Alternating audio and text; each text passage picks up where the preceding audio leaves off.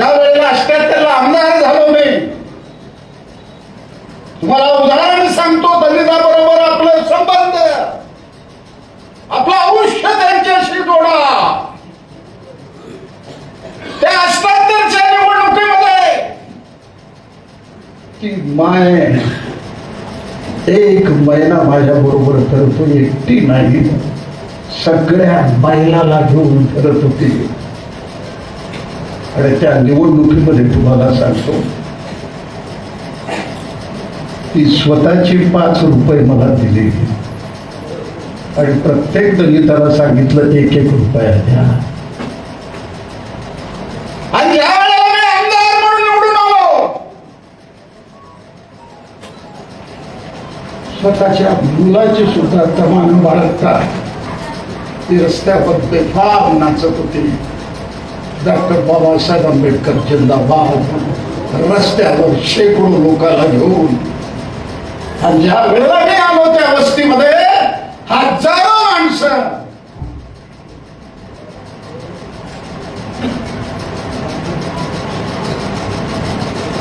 त्या हत्तीवरनं मिरवणुका काढतात, परंतु मी आमच्या दलित आमच्या माया बहिणीनं त्या वस्तीमध्ये अशी मिरवणूक काढली. हे जन्मभर आठवण आहे मला, जन्मभर आठवण. आणि मी ठरवलेला की मरेपर्यंत दलिताच्या न्यायाकरता मी संघर्ष करेन, पण या सरकारला सोडणार नाही. काही दलितांनी पाप केला. पक्षी पाणी पितात, जनावर पाणी पितात, कुत्रे पाणी पितात, जगातलं कोणतंही प्राणी पाणी पिऊ शकतो, फक्त दलितांनी पाणी पिवतो.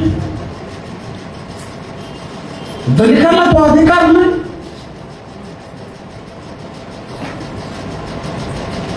बाबासाहेब आंबेडकरनी एक बंड केलेला आहे या चौदार तळ्यामध्ये, असा बंड केलेला आहे. म्हणून माझी विनंती आहे, परिस्थिती फार बिकट आहे. आता माझ्या कॉम्रेडने सांगितलं, ज्यावेळेला भारतरत्न बाबासाहेब आंबेडकर त्या दीक्षाभूमीवर 5 लाख लोकांना एकत्रित केलं आणि बाबासाहेबांनी सांगितलं, दुर्दैवाने हिंदू म्हणून जन्माला आलो, पण हिंदू म्हणून मी मरणार नाही. हे असं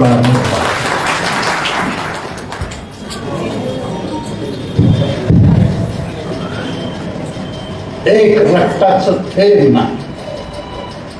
त्या दीक्षाभूमीवर 5 लाख माणसं. काय त्या मानवामध्ये ताकद होती. आणि काल गेल्या आठवड्यामध्ये धर्म स्वातंत्र्याचं बिल घटनेप्रमाणे आम्हाला अधिकार असतात.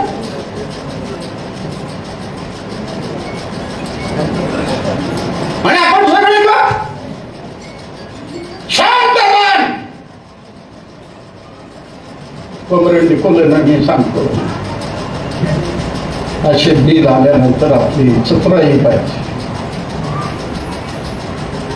आणि अशी चतुराई पाहिजे, त्या मुख्यमंत्र्याला नाक घासायला लावायची ताकद आपल्याला.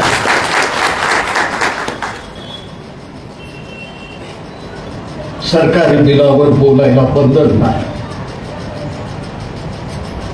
पण त्यात एक सूचना आहे. त्या बिलाला तुमची सूचना द्या ना, आणि बोला त्या बिलावर वाटेल ते. इतकं भयानक बिल आणि ते माणसं उद्या 14 तळ्यावर जाऊन बाबासाहेबांच्या भाषणाची आठवण करणार. हे काय दुर्दैव आहे.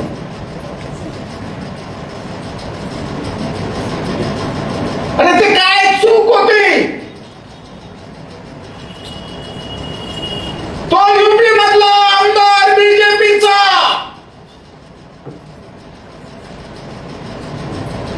सांगायला सुद्धा मन लावून जात. ती नोकरी मागायला जाते आमदाराकडे. एक दलित तिच्यावर बलात्कार, पोलीस फिर्याद घेतले, तिचं वडील जातो, वडिलावर केस, आणि वडिलाला असं मारलं जातं, जनावराला सुद्धा मारलं गेलं नाही तेवढं वडिलाला लॉकअप मध्ये मारून त्या मुलीचं मनोधैर्य खतम करायचा प्रयत्न करतात. तिची नाटक खलास करतात. अशा वेळेला हायकोर्टाने जामीन द्यावा त्या आमदार. काय ज्यांचे बर्मिष्ट झाला,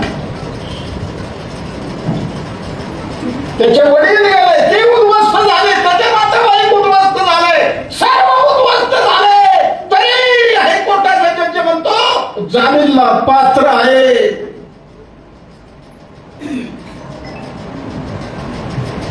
किती म्हणून तुमच्या पुढे आम्ही वर्णन करायचं.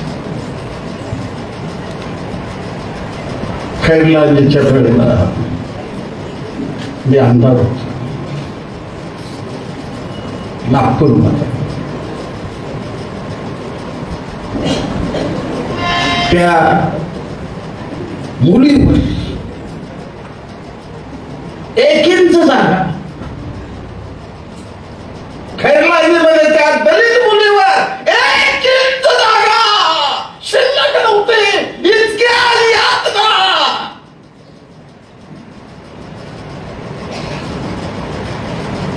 का तुम्ही बंद करत नाही? काही समजून येत.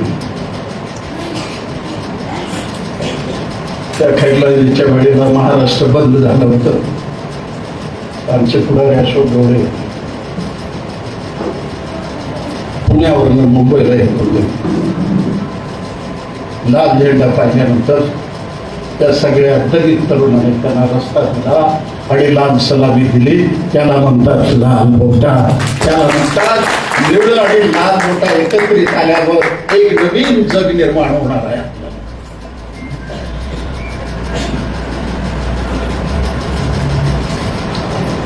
आम्ही गरिबाकरते घर बांधला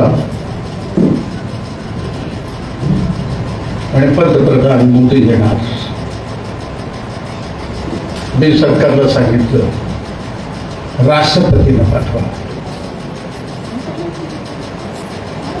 ते दिल्लीचे अधिकारी म्हणते उपराष्ट्रपती व्यंकय्या नायडू असताना त्यांना कार्यक्रमाला जाऊ नका असं मोदीनं म्हणलेलं आहे. पैसा त्यांचा आहे, सरकार त्यांचं आहे, राज्य त्यांचं आहे. मी सांगितलं पहिली चावी त्या दलित महिलेला पंतप्रधानांनी द्यावं. हे आमचं कंडिशन नसेल आम्ही कार्यक्रम होऊ देणार नाही. पंतप्रधानाला द्यावं लागलं. ती दलित महिला हर्षाने इतक्या पद्धतीनं ओरडत होते. आज पंतप्रधानाला माझ्या पुढं झुकावं लागलं. हे काम मास्तरने करून दाखवलं.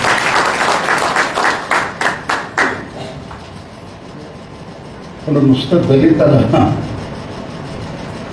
उपदेश करून सांगतात. अरे त्याच्याकरता संघर्ष करा ना.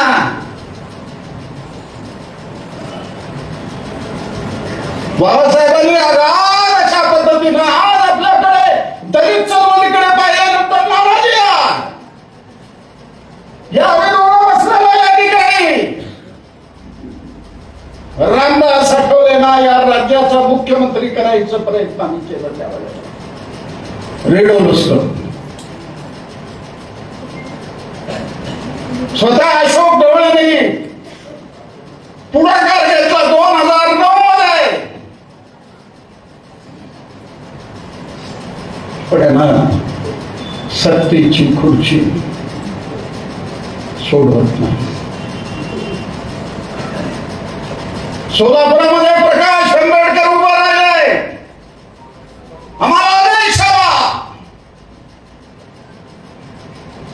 हजारोच्या सभा आम्ही घेतले. दुर्दैव आहे मला म्हणावं वाटतं, शाहीर त्याने माझ्या विरुद्ध उमेदवार झाला.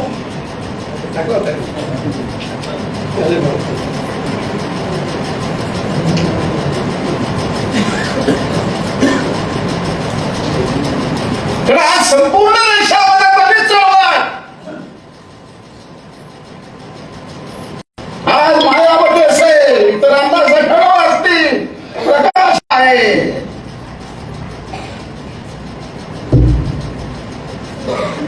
संघर्ष का होत नाही सगळ्यात महत्वाचं. कारण झोपडपट्टीतलं जीवन दलिताबरोबर मी भोगलेलं आहे.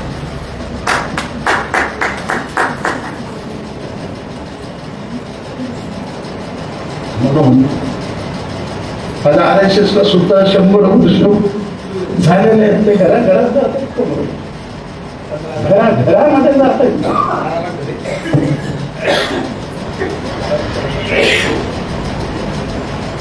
म्हणून प्रत्येक घरामधून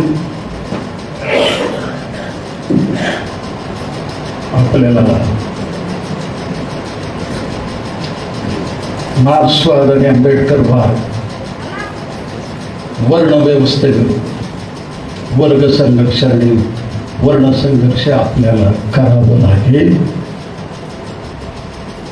आणि ते संघर्ष केल्याशिवाय हा भयानक परिस्थिती आहे. तुम्ही असं समजू नका.